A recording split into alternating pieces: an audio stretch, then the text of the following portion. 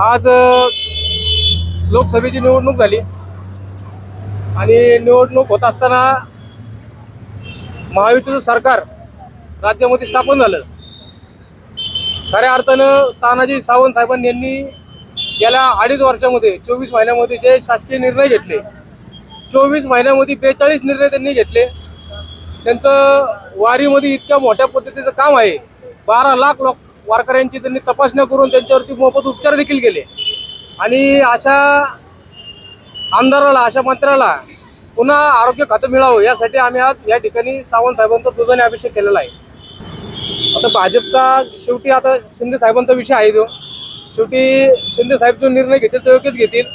परंतु आमचा कार्यकर्ता म्हणून, समर्थक म्हणून आमची तर अशी अपेक्षा आहे की सावंत साहेबांना पुन्हा आरोग्य खातं देण्यात यावं. सावंत साहेबांनी गेल्या 24 महिन्यामध्ये जे काम केलेलं आहे त्या कामाच्या अभावी आमच्यासारख्या कार्यकर्त्यांना तर वाटतंय की त्यांना पालकमंत्री आणि आरोग्यमंत्री देतील.